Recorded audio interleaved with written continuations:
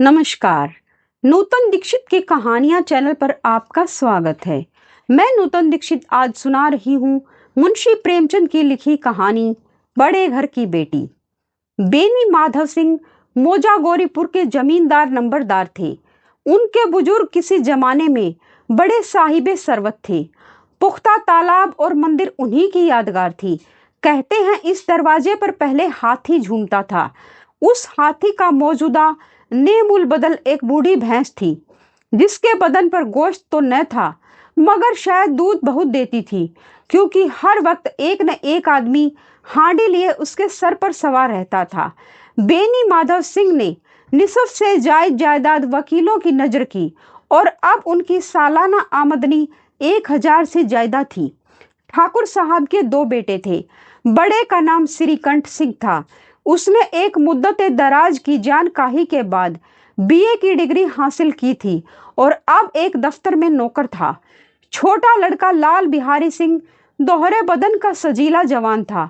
भरा हुआ चेहरा, सीना चौड़ा, भैंस का 2 सेर ताजा दूध का नाश्ता कर जाता था। श्रीकंठ उससे बिल्कुल मुफ्ताज थे। इन जाहिरी खूबियों को उन्होंने 2 अंग्रेजी हुरूफ बीए पर कुर्बान कर दिया था। इन्हीं 2 हरफों ने उनके सीने की कुशादगी, कद की बुलंदी, चेहरे की चमक सब हजम कर ली थी। ये हजरत अब अपना वक्त फुर्सत तिब के मुताले में सर्फ करते थे। आयुर्वेदिक दवाओं पर ज्यादा अकीदा था। शाम सवेरे उनके कमरे से अक्सर खरल की खुशगवार पैहम सदाएं सुनाई दिया करती थी। लाहौर और कलकत्ता के वैदों से बहुत खतो किताब रहती थी। श्रीकंठ इस अंग्रेजी डिग्री के बावजूद अंग्रेजी मुहाशरत के बहुत मुद्दाक न थे, बल्कि इसके बरअक्स वो अक्सर बड़ी शद्दो मद से उसकी मजम्मत किया करते थे। इसी वजह से गांव में उनकी बड़ी इज्जत थी। दशहरे के दिनों में वो बड़े जोश से रामलीला में शरीक होते और खुद हर रोज कोई न कोई रूप भरते। उन्हीं की जात से गौरीपुर में रामलीला का वजूद हुआ। पुराने रस्म और रिवाज का उनसे ज्यादा पुरजोश वकील मुश्किल से होगा। खुसूसन मुश्ताक खानदान के वो जबरदस्ती हामी थे। आजकल बहुओं को अपने कुनबे के साथ मिलजुल कर रहने में जो वहशत होती है, उसे वो मुल्क और कौम के लिए फाले बद ख्याल करते थे। यही वजह थी कि गांव की बहुएं उन्हें मकबूलियत की निगाह से न देखती थी। बाज बाज शरीफ जादियां तो उन्हें अपना दुश्मन समझती। खुद उन्हीं की बीवी उनसे इस मसले पर अक्सर जोर शोर से बहस करती थी, मगर इस वजह से नहीं कि उसे अपने सास ससुर देवर जेठ से नफरत थी, बल्कि उसका ख्याल था कि अगर गम खाने और तरह देने पर भी कुनबे के साथ निभा न हो सके तो आए दिन की तकरार से जिंदगी तलख करने के बजाय यही बेहतर है कि अपनी खिचड़ी अलग पकाई जाए। आनंदी एक बड़े ऊंचे खानदान की लड़की थी। उसके बाप एक छोटी सी रियासत के तल्लुकेदार थे। आलीशान महल, 1 हाथी, 3 घोड़े, 5 वर्दी पोश सिपाही, फिटन, बहलियां, शिकारी कुत्ते, बाज बहरी शिकरे, जर्रे फरोश शीशा आलात, ऑनरेरी मजिस्ट्री और कर्ज जो एक मुअज्जद तल्लुकेदार के लवाजिम है, वो उनसे बहरावर थे। भूप सिंह नाम था। फराक दिल, हौसला मंद आदमी थे, मगर किस्मत की खूबी लड़का एक भी न था। 7 लड़कियां ही लड़कियां हुई और 7 जिंदा रही। अपने बराबर या ज्यादा ऊंचे खानदान में उनकी शादी करना अपनी रियासत को मिट्टी में मिलाना था। पहले जोश में उन्होंने 3 शादियां दिल खोल कर दी, मगर जब 15-20 हजार के मकरूज हो गए तो आंखें खुली, हाथ पैर पीट लिए। आनंदी चौथी लड़की थी, मगर अपनी सब बहनों से ज्यादा हसीन और नेक। इसी वजह से ठाकुर भूप सिंह उसे बहुत प्यार करते थे। हसीन बच्चों को शायद उसके माँ बाप भी ज्यादा प्यार करते हैं। ठाकुर साहब बड़े पशो पेश में थे कि इसकी शादी कहाँ करें। न तो यही चाहते थे कि कर्ज का बोझ बढ़े और न यही मंजूर था कि उसे अपने आप को बदकिस्मत समझने का मौका मिले। एक रोज श्रीकंठ उनके पास किसी चंदे के लिए रुपया मांगने आए। शायद नागरी प्रचार का चंदा था। भूप सिंह उनके तौर तरीके पर रिझ गई। खींच तान कर जायजे मिलाए गए और शादी धूमधाम से हो गई। आनंदी देवी अपने नए घर में आई तो यहाँ का रंग ढंग कुछ और ही देखा। जिन दिलचस्पियों और तफरीहों की वो बचपन से आदी थी, उनका यहाँ मौजूद भी न था। हाथी घोड़ों का तो जिक्र क्या, कोई सजी हुई खूबसूरत बहली भी न थी। रेशमी स्लीपर साथ लाई थी, मगर यहाँ बाग कहाँ। मकान में खिड़कियां तक न थी, न जमीन पर फर्श, न दीवारों पर तस्वीरें। यह एक सीधा सादा दहकानी मकान था। आनंदी ने थोड़े ही दिनों में इन तब्दीलियों से अपने तय इस कदर मानुस बना लिया, गोया उसने तकल्लुफात कभी देखे ही नहीं। एक रोज दोपहर के वक्त लाल बिहारी सिंह 2 मुर्गाबियां लिए हुए आए और भावत से कहा, जल्दी से गोश्त पका दो, मुझे भूख लगा है। आनंदी खाना पकाकर उनके मुंतजिर बैठी थी। गोश्त पकाने बैठी, मगर हांडी में देखा तो घी पाव भर से ज्यादा न था। बड़े घर की बेटी किफायत शियारी का सबक अभी अच्छी तरह न पढ़ी थी। उसने सब घी गोश्त में डाल दिया। लाल बिहारी सिंह खाने बैठे तो दाल में घी न था। दाल में घी क्यों नहीं छोड़ा? आनंदी ने कहा, घी सब गोश्त में पड़ गया। लाल बिहारी, अभी परसों घी आया है, इस कदर जल्द उठ गया। आनंदी, आज तो कुल पाव भर था, वो मैंने गोश्त में डाल दिया।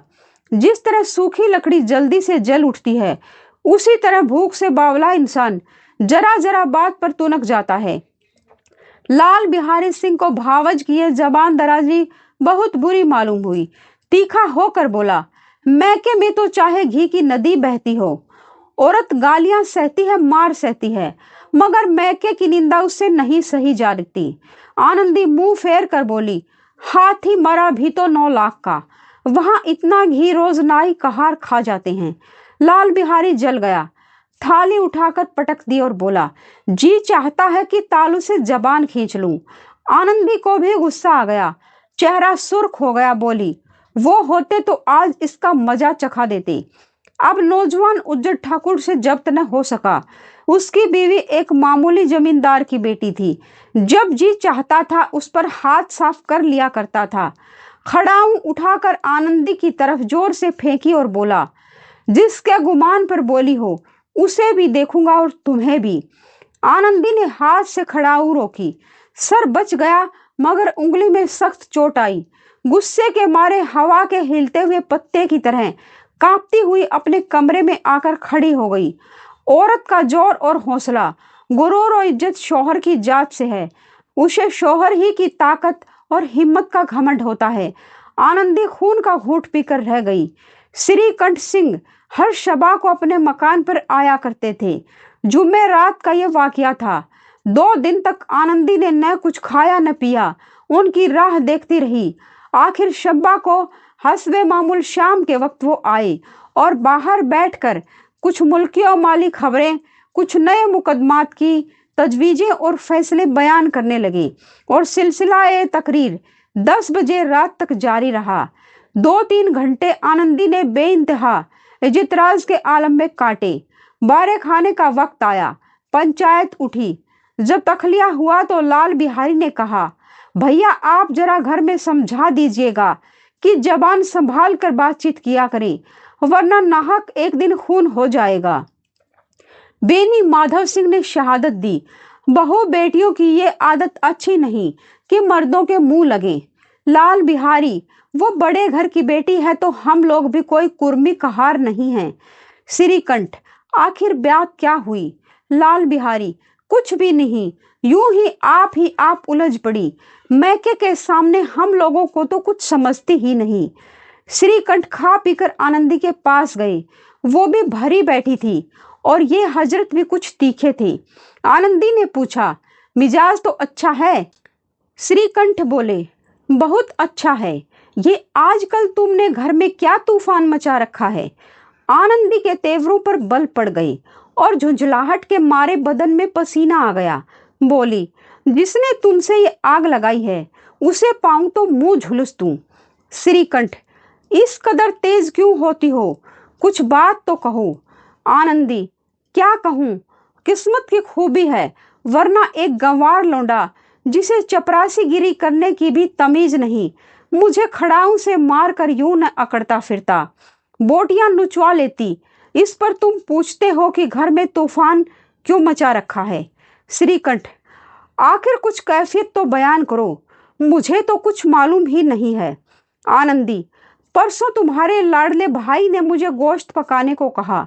घी पाव भर से कुछ ज्यादा था, मैंने सब गोश्त में डाल दिया। जब खाने बैठा तो कहने लगा दाल में घी क्यों नहीं।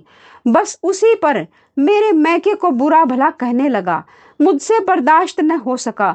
बोले कि वहां इतना घी नाई कहार खा जाते हैं और किसी को खबर भी नहीं होती। बस इतनी सी बात पर उस जालिम ने मुझे खड़ाऊ फेंक मारी।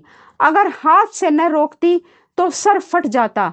उससे पूछो कि मैंने जो कुछ कहा है सच है या झूठ। श्रीकंठ की आंखें लाल हो गई। बोले, यहां तक नौबत पहुंच गई। ये लौंडा तो बड़ा शरीर निकला। आनंदी रोने लगी, जैसे औरतों का कायदा है, क्योंकि आंसू उनकी पलकों पर रहते हैं। औरत के आंसू मर्द के गुस्से पर रोगन का काम करते हैं। श्रीकंठ के मिजाज में तहम्मुल बहुत था, उन्हें शायद कभी गुस्सा आया ही न था, मगर आनंदी के आंसू ने आज जहरीली शराब का काम किया। रात भर करवटें बदलते रहे। सवेरा होते ही अपने बाप के पास जाकर बोले, दादा अब मेरा निभा इस घर में न होगा। ये और इस माने के दूसरे जुमले जबान से निकालने के लिए श्रीकंठ सिंह ने अपने कई हमजोलियों को बाहर आड़े हाथों लिया था।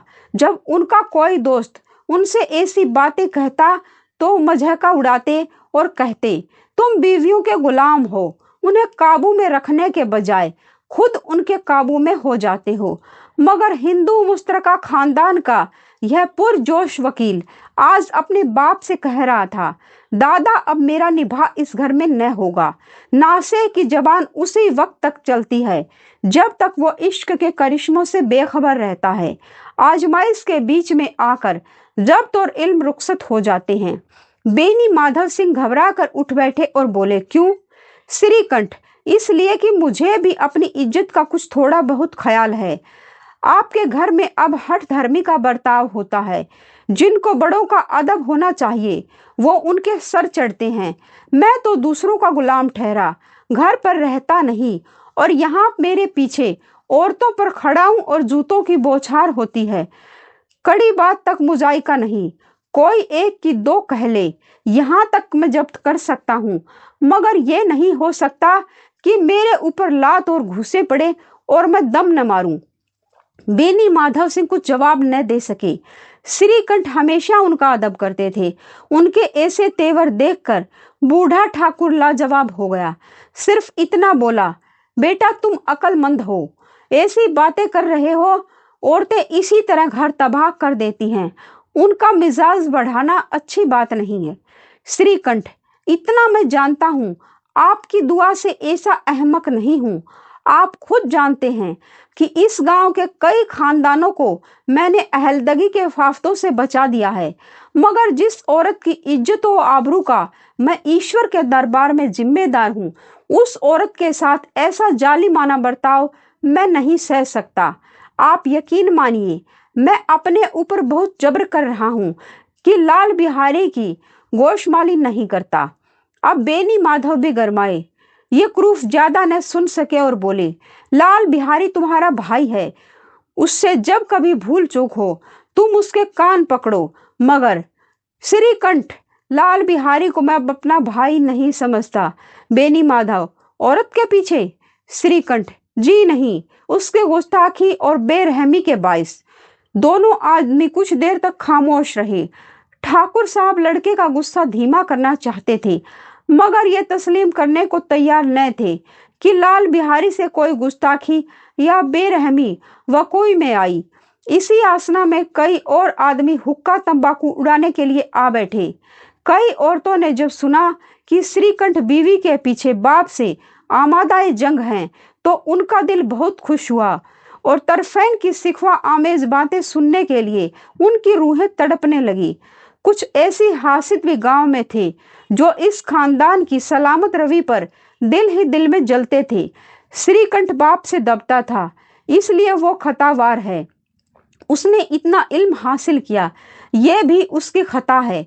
बेनी माधव सिंह बड़े बेटे को बहुत प्यार करते हैं, ये बुरी बात है। वो बिला उसकी सलाह के कोई काम नहीं करते, ये उनकी हिमाकत है।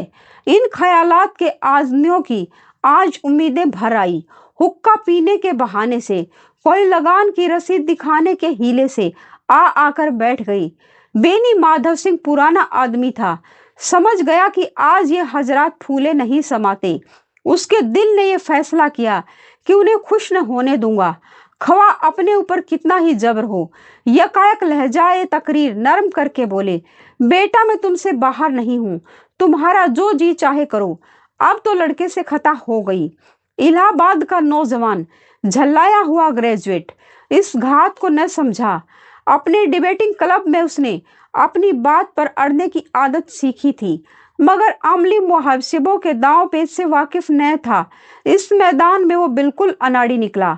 बाप ने जिस मतलब से पहलू बदला था, वहां तक उसकी निगाह न पहुंची। बोला, मैं लाल बिहारी सिंह के साथ अब इस घर में नहीं रह सकता। बाप, बेटा तुम अक्लमंद हो और अक्लमंद आदमी गवारों की बातों पर ध्यान नहीं देता। वो बेसमझ लड़का है, उससे जो कुछ खता हुई है उसे तुम बड़े हो कहकर मुआफ कर दो। बेटा, उसकी ये हरकत मैं हरगिज मुआफ नहीं कर सकता। या तो वही घर में रहेगा या मैं ही रहूंगा। आपको अगर उससे ज्यादा मोहब्बत है तो मुझे रुखसत कीजिए, मैं अपना बोझ आप उठा लूंगा। अगर मुझे रखना चाहते तो उससे कहिए जहां चाहे चला जाए, बस यही मेरा आखिरी फैसला है। लाल बिहारी सिंह दरवाजे की चौखट पर चुपचाप खड़ा बड़े भाई की बातें सुन रहा था। वो उनका बहुत अदब करता था। उसे कभी इतनी जुर्रत न हुई थी कि श्रीकंठ के सामने चारपाई पर बैठ जाए या हुक्का पी ले या पान खा ले। अपने बाप का भी इतना पास और लिहाज न करता था। श्रीकंठ को भी उससे दिली मोहब्बत थी।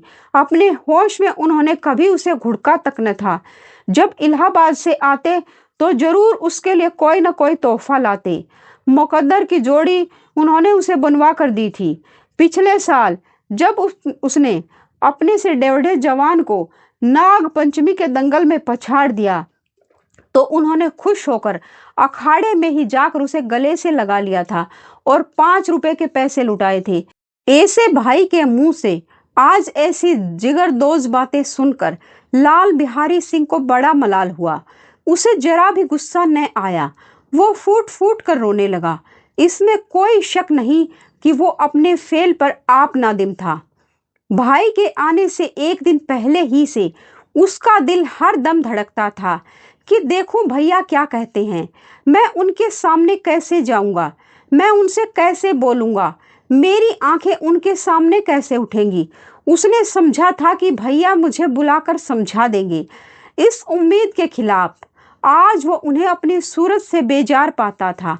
वो जाहिल था, मगर उसका दिल कहता था कि भैया मेरे साथ ज्यादती कर रहे हैं। अगर श्रीकंठ उसे अकेला बुलाकर 2-4 मिनट सख्त बातें कहते, बल्कि 2-4 तमांचे भी लगा देते, तो शायद उसे इतना मलाल न होता। मगर भाई का ये कहना कि अब मैं उसकी सूरत से नफरत रखता हूँ, लाल बिहारी से न सहा गया। वह रोता हुआ घर में आया और कोठरी में जाकर कपड़े पहने, फिर आंखें पोंछी जिससे कोई ये न समझे कि रोता था। तब आनंदी देवी के दरवाजे पर आकर बोला, भाभी भैया ने यह फैसला किया है कि वो मेरे साथ इस घर में न रहेंगे। वह अब मेरा मुंह देखना नहीं चाहते, इसलिए अब मैं जाता हूँ। उन्हें फिर मुंह न दिखाऊंगा। मुझसे जो खता हुई है उसे मुआफ करना। ये कहते कहते लाल बिहारी की आवाज भारी हो गई।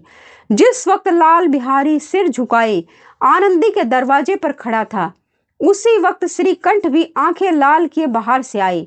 भाई को खड़ा देखा तो नफरत से आंखें फेर ली और कतरा कर निकल गए, गोया उसके साय से भी परहेज है। आनंदी ने लाल बिहारी सिंह की शिकायत तो शोहर से की, मगर अब दिल में पछता रही थी। वो तबन नेक औरत थी और उसके ख्याल में भी न था कि यह मामला इस कदर तूल खींचेगा। वो दिल ही दिल में अपने शौहर के ऊपर झुंझला रही थी कि इस कदर गर्म क्यों हो रहे हैं। ये खौफ कि कहीं मुझे इलाहाबाद चलने को न कह दे तो फिर मैं क्या करूंगी। उसके चेहरे को जर्द किए हुए था। इसी हालत में जब उसने लाल बिहारी को दरवाजे पर खड़े ये कहते सुना कि अब मैं जाता हूँ, मुझसे जो खता हुई है मुआफ करना, तो उसका रहा सहा गुस्सा भी पानी हो गया। वो रोने लगी। दिलों का मैल धोने के लिए आंसू से ज्यादा कारगर कोई चीज नहीं है। श्रीकंठ को देखकर आनंदी ने कहा, लाला बाहर खड़े हैं, बहुत रो रहे हैं। श्रीकंठ, तो मैं क्या करूं? आनंदी, अंदर बुला लो, मेरी जुबान को आग लगे, मैंने कहां से वो झगड़ा उठाया। श्रीकंठ, मैं नहीं बुलाने का। आनंदी, पछताओगे, उन्हें बहुत ग्लानि आ गई है, ऐसा न हो कहीं चल दे। श्रीकंठ न उठे। इतने में लाल बिहारी ने फिर कहा, भाभी भैया से मेरा सलाम कह दो, वो मेरा मुंह नहीं देखना चाहते, इसलिए मैं भी अपना मुंह उन्हें न दिखाऊंगा। लाल बिहारी सिंह इतना कहकर लौट पड़ा और तेजी से बाहर के दरवाजे की तरफ जाने लगा। यकायक आनंदी अपने कमरे से निकली और उसका हाथ पकड़ लिया। लाल बिहारी ने पीछे की तरफ ताका और आंखों में आंसू भर कर बोला, मुझको जाने दो। आनंदी, कहाँ जाते हो? लाल बिहारी, जहां कोई मेरा मुंह न देखे। आनंदी, मैं न जाने दूंगी। लाल बिहारी, मैं लोगों के साथ रहने के काबिल नहीं हूँ। आनंदी, तुम्हें मेरी कसम, अब एक कदम भी आगे न बढ़ाना। लाल बिहारी, जब तक मुझे ये न मालूम हो जाएगा कि भैया के दिल में मेरी तरफ से कोई तकलीफ नहीं, तब तक मैं इस घर में हरगिज न रहूंगा। आनंदी, मैं ईश्वर की सौगंध खाकर कहती हूँ कि तुम्हारी तरफ से मेरे दिल में जरा भी मैल नहीं है। अब श्रीकंठ का दिल पिघला। उन्होंने बाहर आकर लाल को गले लगा लिया और दोनों भाई खूब फूट फूट कर रोए। लाल बिहारी ने सिसकते हुए कहा, भैया अब कभी न कहना कि तुम्हारा मुंह न देखूंगा। इसके सिवा जो सजा आप देंगे वो मैं खुशी से कबूल करूंगा। श्रीकंठ ने कांपती हुई आवाज से कहा, लल्लू, इन बातों को बिल्कुल भूल जाओ। ईश्वर चाहेगा तो अब ऐसी बातों का मौका न आएगा। बेनी माधव सिंह बाहर से ये देख रहे थे। दोनों भाइयों को गले मिलते देखकर खुश हो गए और बोल उठे, बड़े घर की बेटियां ऐसी ही होती हैं, बिगड़ता हुआ काम बना लेती हैं। गांव में जिसने ये वाकया सुना, इन अल्फाज में आनंदी की फ्याजी की दाद दी, बड़े घर की बेटियां ऐसी ही होती हैं। आप सुन रहे थे मुंशी प्रेमचंद की लिखी कहानी बड़े घर की बेटी।